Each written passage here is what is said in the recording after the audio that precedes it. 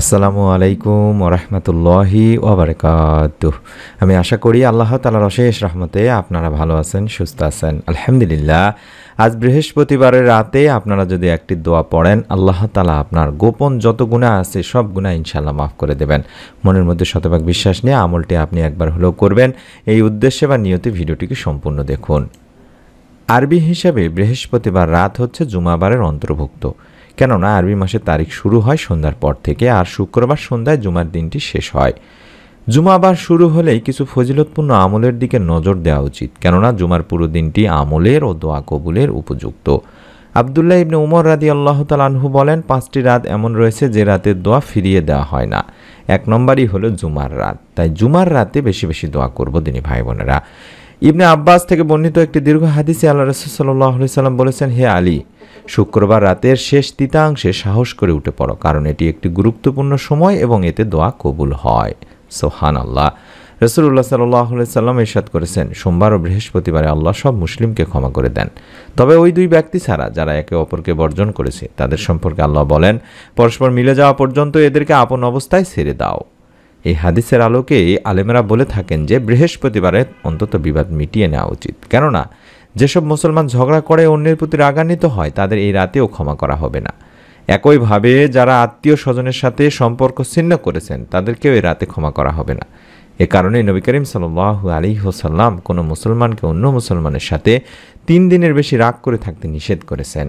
তাই আমরা চেষ্টা করব দিনী ভাই বোনেরা, যদি কোনো প্রকার সমস্যা থাকে, আত্মীয় স্বজনদের মধ্যে পারিবারিক কলহ থাকে, রাগান্বিত অবস্থায় থাকেন, সম্পর্ক ছিন্ন করে রাখেন, কথাবার্তা বন্ধ রাখেন, তাহলে অবশ্যই আজ বৃহস্পতিবারের দিনে কিংবা রাতে অবশ্যই অন্তত মেসেজ করুন সালাম দিয়ে। অন্তত ফেসবুকে বা মোবাইলে মেসেজ করে দিন সালাম দিয়ে। আল্লাহ তাআলা ইনশাআল্লাহ আপনার দোয়া কবুল করবেন, আপনার মনের নেক আশা পূরণ করবেন, আপনার গুনাহ ইনশাআল্লাহ মাফ হয়ে যাবে। এতটুক আপনাদের কাছে আমরা অনুরোধ করছি। আপনারা যারা আমাদের ভিডিওগুলো দেখেন, মনের মধ্যে বিশ্বাস নিয়ে দেখেন, যাতে করে আল্লাহ তাআলা আপনাদেরকে মাফ করে দেন, গুনাহ মাফ করে দেন। তার জন্য আমি অনুরোধ করছি দিনী ভাই বোনেরা, আপনারা অন্তত আমাদের এতটুক কথা আপনারা অবশ্যই শুনবেন, এতটুকু আমাদের বিশ্বাস আছে। তাই অনুরোধ করছি, অবশ্যই এখনই মোবাইলে মেসেজ করে দিন, অন্তত সালাম দিয়ে মেসেজ করুন।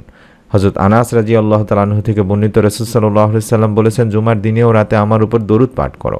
যে ব্যক্তি আমার উপর একবার দরুদ পাঠ করে আল্লাহ তার উপর 10 বার রহমত বর্ষণ করবেন। তাই আমরা প্রথমে আগে দরুদ পড়ে নিব এই আমলটি বা দোয়াটি করার আগে। শুধুমাত্র সাল্লাল্লাহু আলাইহি ওয়াসাল্লাম, সাল্লাল্লাহু আলাইহি ওয়াসাল্লাম, সাল্লাল্লাহু আলাইহি ওয়াসাল্লাম এভাবে 11 বার পড়বেন এবং তার সঙ্গে ইস্তেগফার অন্তত 11 বার করে নেবেন। আস্তাগফিরুল্লাহ, আস্তাগফিরুল্লাহ, আস্তাগফিরুল্লাহ, আস্তাগফিরুল্লাহ। তারপরে মনের নেক আশা পূরণের জন্য বলুন কিংবা গুনাহ মাফের জন্য বলুন, এই দোয়াটি কম করে হলেও একবার পাঠ করবেন। আমরা শয়তানের প্ররোচনায় পড়ে আল্লাহ তাআলার অবাধ্যতায় লিপ্ত হয়ে গুনাহ করে ফেলি, কিন্তু একজন মুসলমানের প্রথম কাজই হলো গুনাহ হয়ে যাওয়ার পরে তওবা করে নেওয়া। তওবা মানে গুনাহ থেকে প্রত্যাবর্তন করে আল্লাহ তাআলার কাছে ফিরে আসা। আর সেই তওবার দোয়াটি আমি শিখিয়ে দিচ্ছি ইনশাআল্লাহ। পাপী বান্দাদের আল্লাহ তাআলা আশার বাণী শুনিয়েছেন, বলেছেন, হে আমার বান্দারা, যারা নিজেদের উপরে জুলুম করেছো, তোমরা আল্লাহর রহমত থেকে নিরাশ হও না, নিশ্চয়ই আল্লাহ সব গুনাহ মাফ করেন, তিনি ক্ষমাশীল পরম দয়ালু। এক হাদিসে হযরত আবু হুরায়রা রাদিয়াল্লাহু তাআলা আনহু থেকে বর্ণিত আছে, আল্লাহ রাসূল সাল্লাল্লাহু আলাইহি সাল্লাম বলেছেন, তোমরা যদি পাপাচার করতে, এমনকি তোমাদের পাপ আকাশের সীমা পর্যন্ত পৌঁছে যেত, অতঃপর তোমরা তওবা করতে, তাহলে আল্লাহ অবশ্যই তোমাদের তওবা কবুল করবেন। সুবহানাল্লাহ। তাই গুনাহ হয়ে গেলে আমাদের সবার আগে উচিত হবে আল্লাহ তাআলার কাছে বেশি বেশি তওবা করা। আর সেই তওবার দোয়াটি আমি এবার স্ক্রিনে দেখাচ্ছি। দরুদ ইস্তেগফার পাঠপূর্বক অবশ্যই অন্তত একবার হলেও পাঠ করবেন। রব্বি ইন্নী যালামতু নাফসি ফাগফিরলি। আবারও বলছি, রব্বি ইন্নী যালামতু নাফসি ফাগফিরলি। আশা করি মোবাইল স্ক্রিনশট নিয়েছেন বা ছবি উঠায় নিয়েছেন। হে আমার রব, নিশ্চয়ই আমি আমার নফসের প্রতি জুলুম করেছি, সুতরাং আপনি আমাকে ক্ষমা করে দিন।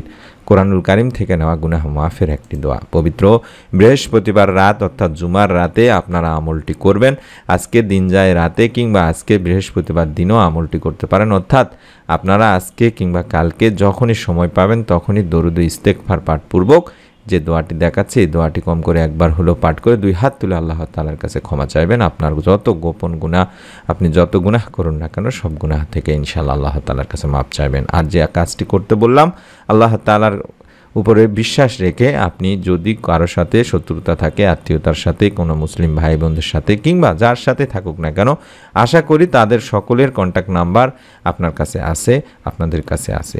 অন্তত সালাম দিয়ে মেসেজ পাঠিয়ে দিন, আল্লাহ তাআলা ইনশাআল্লাহ এর প্রতিদান আপনাকে দিবেন। যারা আমলটি করবেন তারা প্রত্যেকে ভিডিওটিতে একটি লাইক দিয়ে কমেন্ট সেকশনে আমিন লিখে নিয়ত করে ফেলুন। আমাদের ভিডিওগুলো ফেসবুকে অনেকে দেখতে চাচ্ছেন, তার জন্য আমরা ফেসবুকে একটি দিনী আমল নামে পেজ খুলেছি। আশা করি ফেসবুকে সার্চ দিলে পেজটি পেয়ে যাবেন। আমরা ভিডিও দেওয়ার চেষ্টা করছি পেজটিতে ইনশাআল্লাহ।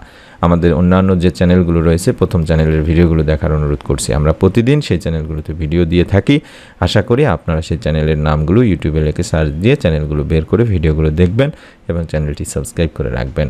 পরবর্তী নতুন আমলের ভিডিও যাতে করে আপনার মিস না হয়ে যায় তার জন্য চ্যানেলটি সাবস্ক্রাইব করার বেল বাটনটি অন করে রাখার অনুরোধ করছি। সকলে ভালো থাকুন, সুস্থ থাকুন। আল্লাহ তাআলা আমাদের সকলকে আমাদের নিয়তের ওসিলায়, মনের নেক ইচ্ছার ওসিলায় আমাদের গুনাহ মাফ করুন, আমিন। আসসালামু আলাইকুম ওয়া রাহমাতুল্লাহি ওয়া বারাকাতুহু।